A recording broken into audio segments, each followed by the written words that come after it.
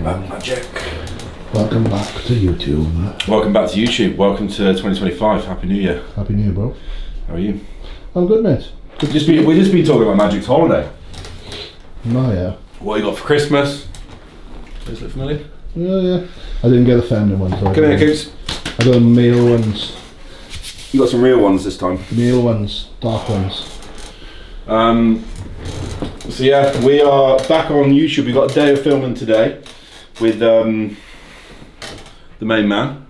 Coops. Are you impressed that I planned the content today? I was very impressed, mate. There's normally someone else that's behind the content, but Look at that bad boy. we had a full structure. Full structure.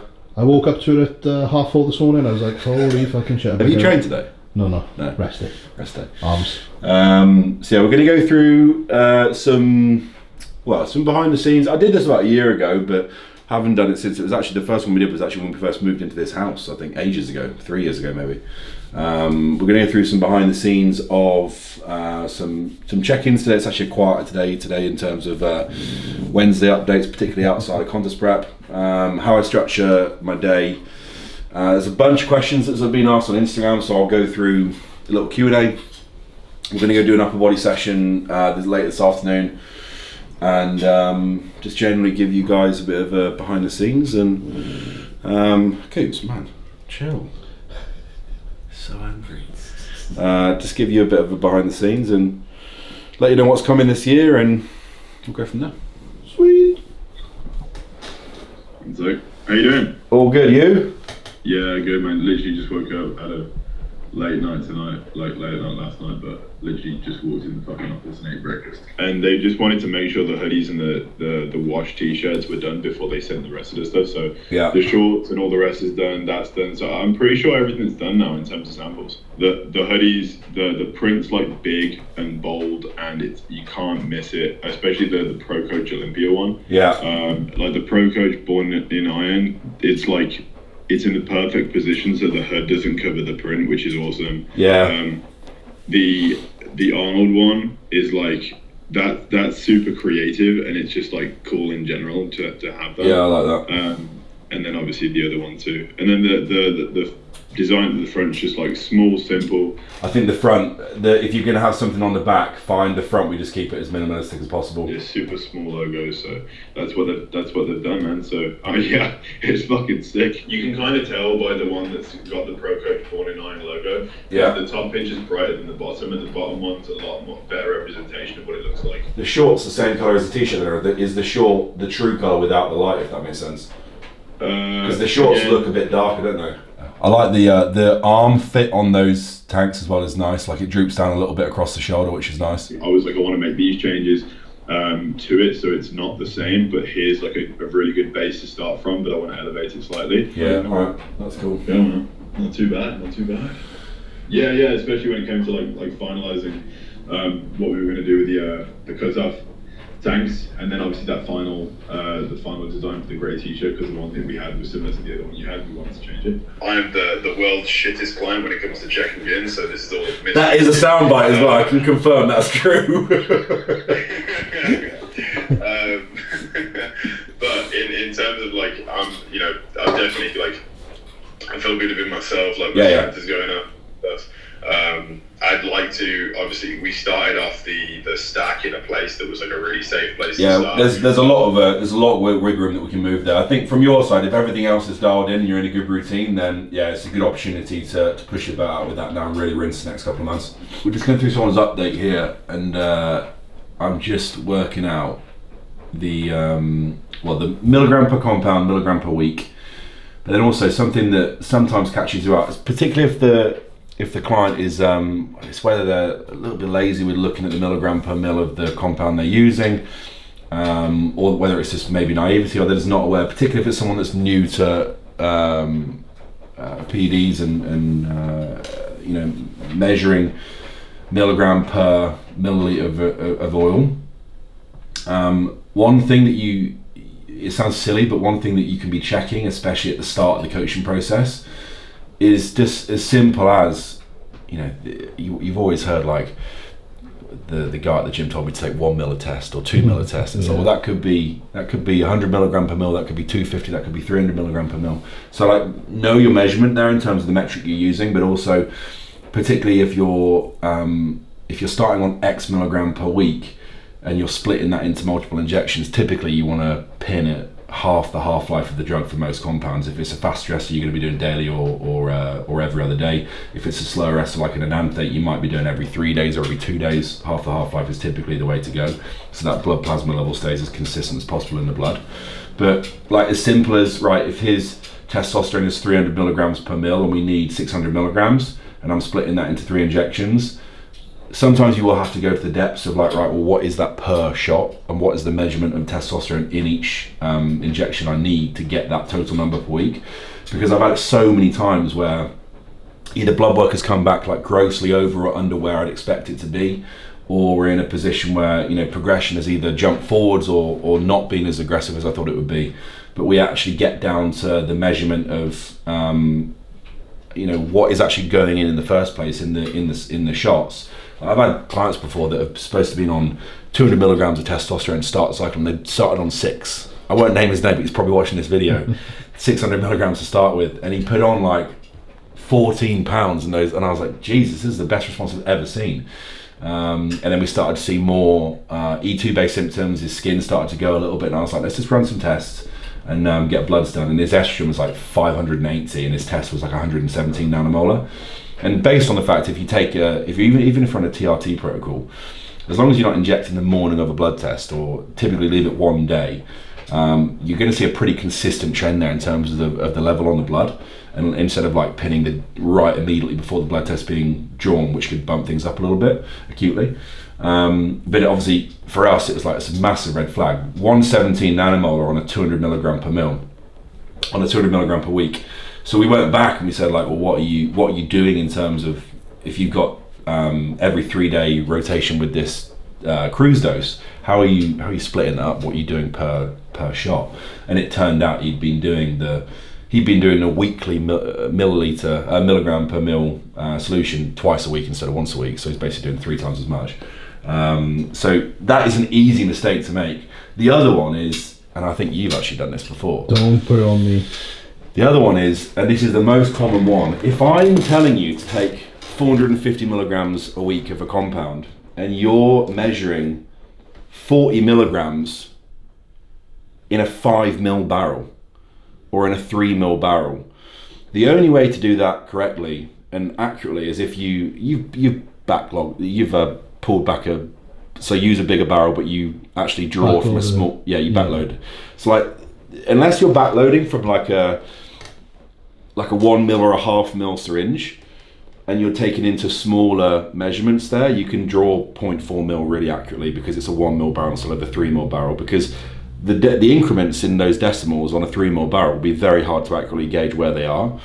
So if you're using acute dosing like a 40 milligram or a 30 milligram, you're just it's like holding your hands in front of your face and trying to hit a target like that. You're like, well, it might be 0.5, it might be 0.7, it might be 0.2. You're just like, that'll do about right. That'll do. I remember when I first prepped with Jordan in it, and I can't remember I think I might have been on 300 milligrams of tren a week. It was before like I even knew anything, and I won the show, but that's all that matters. That's all that matters.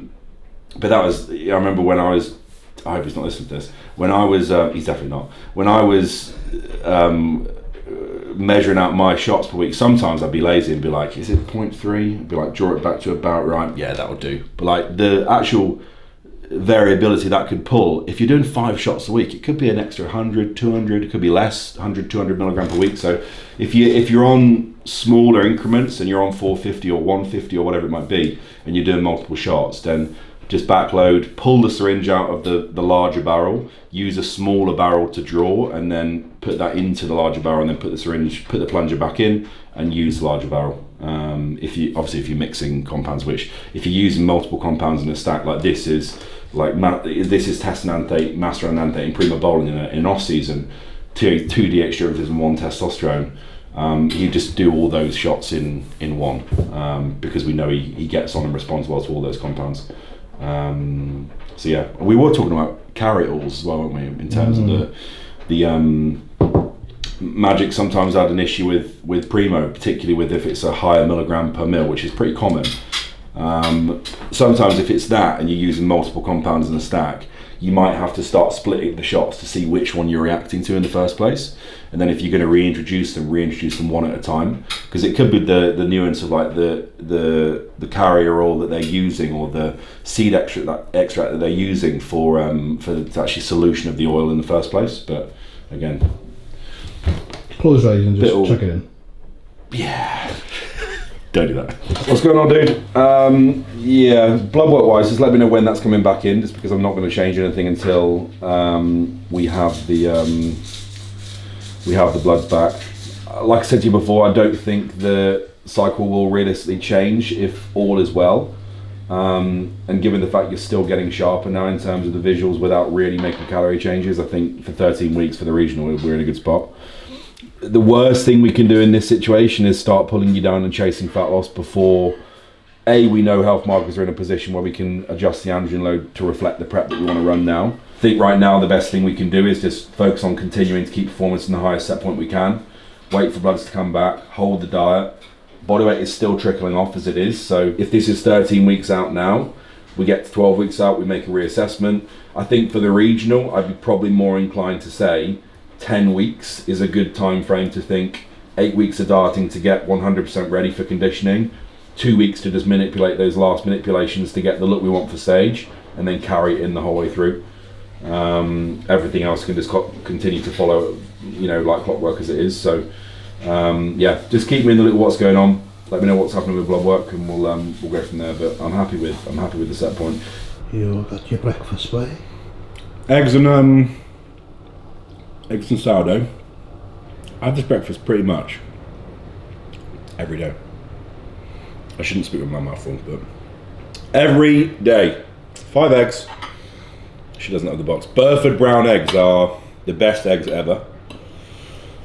5 eggs, and sourdough is based on how much I can fit in the toaster based on where I bought it from. That's usually the gauge of how many carbs I have with the first meal. But not tracked anything, no?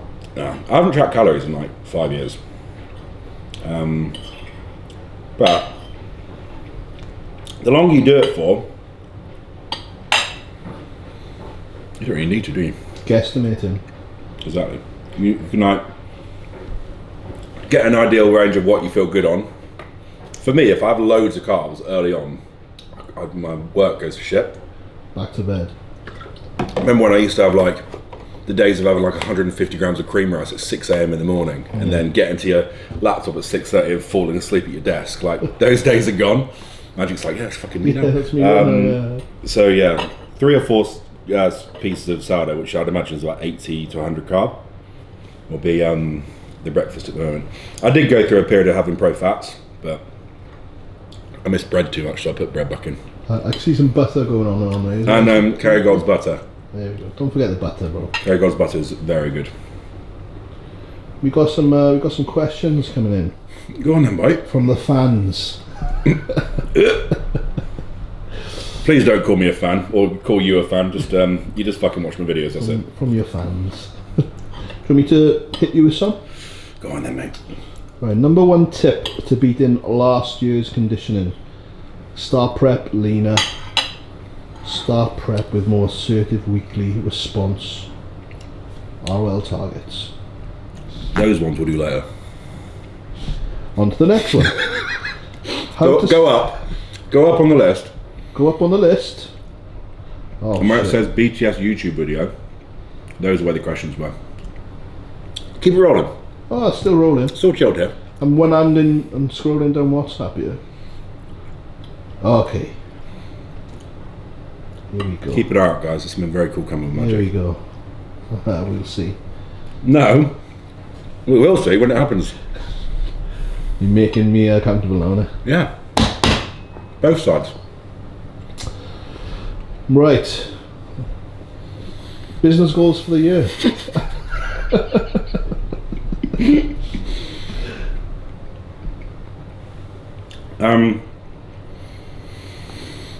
Bit of a coincidence, that, isn't it? It is a coincidence. something we need to discuss in further depth. But I guess this year's now, well, one thing that will be changing in a couple of months' time is I'm having a kid. Dada. So by about, I'd imagine the first week of April, I will be a dad, which is pretty crazy to say. Ready for it. Yeah. Business goals for the year. So really the main goals for us now are split between ProCoach and the ICM, which is the more so the education side. There's a couple of really big launches. Like first and foremost, the business goal for every year for ProCoach is put people on stage, put athletes on stage at the highest level across grassroots all the way up to the elite, regional level to all the way up to the Olympia. The goal for us collectively across the coaching team will be to just deliver the highest level of results, provide the best service we can, and the experience for the client. But that really goes without saying. Like, I don't really think about that anymore. That's not really a goal that I write down because it will just happen by default from what we do. But I think business goals right now will be from a ProCoach perspective. There's been a lot of people that have asked the last couple of years. Are any of us talking about this right now with you? But a lot of people have asked the last couple of years for coaching, mentoring from a prep coach perspective, and it's not something I've really done a lot of. More so from the fact that my mind has been so occupied with actually coaching in the first place, and I haven't, apart from the ICM, which has really been the first time in the last kind of 12 to 18 months where I've really sat down and I've really gone in on the education side in terms of content creation, writing a syllabus and producing, we did that at the Muscle Mentors, and then when we first started ProCoach, it was really coaching orientated, building the team, and I didn't do as much education, and now we're starting to kind of reignite that a lot over the last year with ICM, and it's been a really, really great year from that side. But the ICM, I want to keep like from a coach's like the coach's coach perspective in terms of physique coaching in general. I've just released the foundations of contest prep on that, and that will go through. It's kind of like a beginners, not a beginners because some of the stuff is advanced, but a level one on you being able to see my methodology when it comes to coaching from the standpoint of athlete periodization, timeline creation, how to pick your shows relative to the athlete and their ability. It goes through athlete screening, like physical screening, movement analysis, blood work analysis, certain health analysis like an echocardiogram, calcium CT score test, etc. So we're doing that early on in the process. It goes through off-season management and prep management. It goes through peak week. It goes through post-show management, and that will be, it's 7 lectures within the module. That foundation module has just gone live, but that will be what I leave on the ICM on that side in future. And the goal was always to do it, but it was just waiting for the right time. Coming in April, but there'll be 2 things. There'll be I don't know if I ever told you about that as well. There will be let's say a readable resource coming at some point this year, which is being finished at the moment. I'm just trying to find a publisher, which will be really cool, and that'll be a really proud moment. I'm writing that with Ross, and there will also be a course in April is the plan. So 12 weeks from now, 12 weeks and 1 day it says on my calendar, where our first step into the real education space from a ProCoach standpoint has been.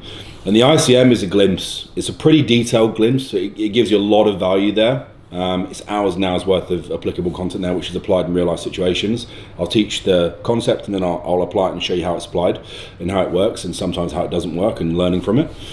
But the first course coming in April from ProCoach's perspective is going to be like the real foot forwards with education on that side. And everyone that's had interest in mentoring in the past, that's going to be the course that you've been waiting for there in terms of the content that you'll want. And really, I don't want to say my secrets because it makes me sound like a bell end, but like everybody's good at this. Like everyone that's succeeding and winning shows, they've all got their own way of doing things, and they're all very, very good at it. So they're not secrets at all. It's just your thought process. And for people that want to learn, like clients that are working with us and clients that are working with me, you'll learn that because you're going through it yourself. But if you've never worked with me and you've never worked with ProCoach as a whole, and you're wondering about how we get our results and how we manage our clients and how we program in that way when it comes to, you know, creating stack designs, creating training programs, creating nutritional plans, new adjustments being made, the whole management of that annual year for an athlete from off-season to prep. We'll go through details with managing female athletes, physiology there, hormones, blood work. There's quite a big section on PD application, which Ross has gone to absolute town on. That will be coming not so long, so that will be a big part of ProCoach's journey this year. There might be some bricks and mortar at some point as well, which is going to be exciting, but I won't say anything else on that just yet.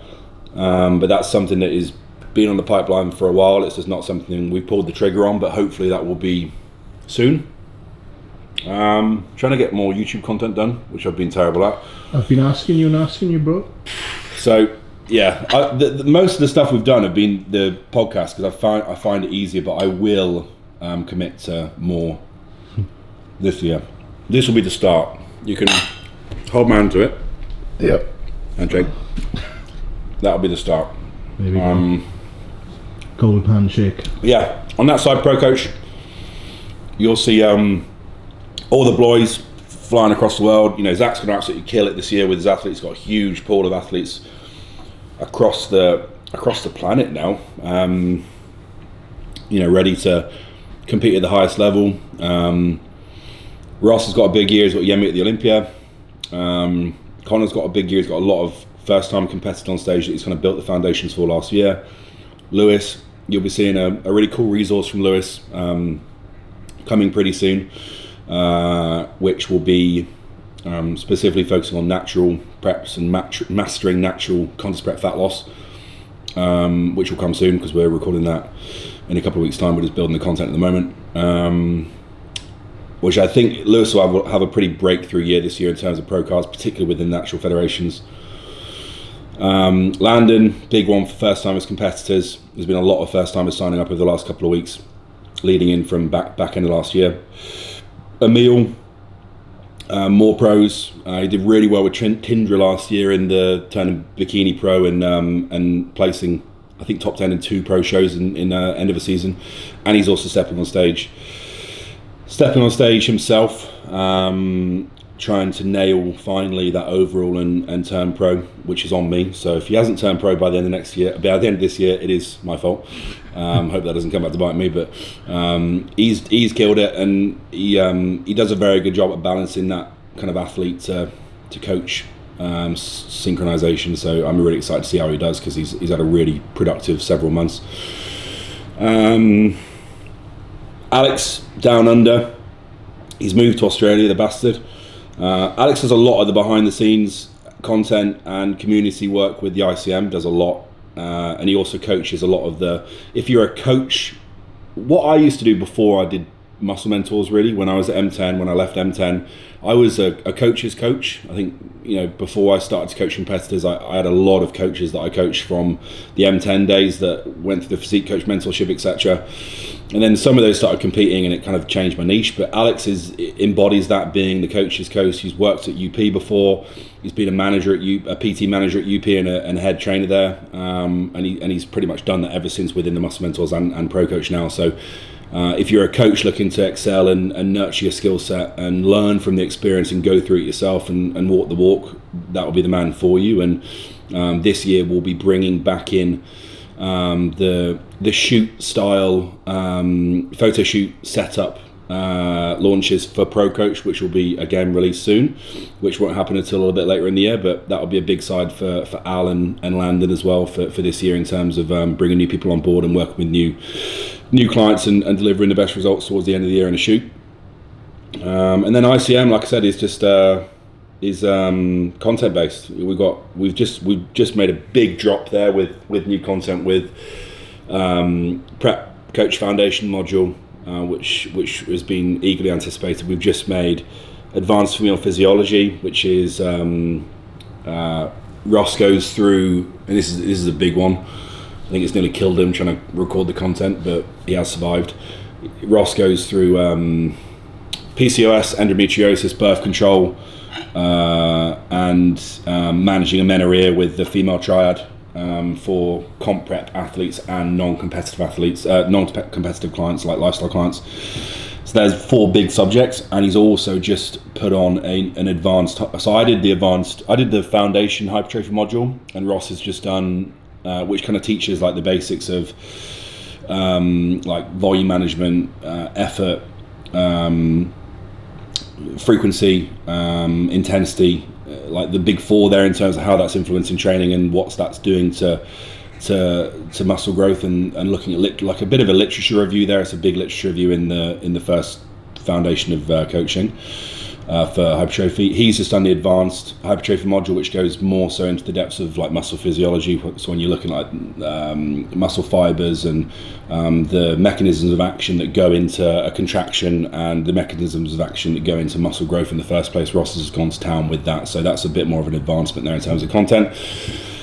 And then we've also just released, I think 5 new videos on the coaching foundations, which is like startup to, like if you were going from 0 to your first 10 grand month, and you're looking at the systems that you need to put in place and how you're coaching your clients and what you need to know to build the online or in-person training business from the ground up, that would be the first place I'd start there in terms of developing the skill set and the awareness you need to be able to do that. So that's just released. Fuck me, that was a long bit of video then. 15 minutes. Oh God! I bet your breakfast's gone cold. Bit old cold there, boy. Do you want to finish that and then do another question? Well, fire me. Come on, I've got this call in a minute with Nick, so we'll go for it. All right. What is your Go on. current PED protocol? Not high enough. Let me message Nick 1 sec.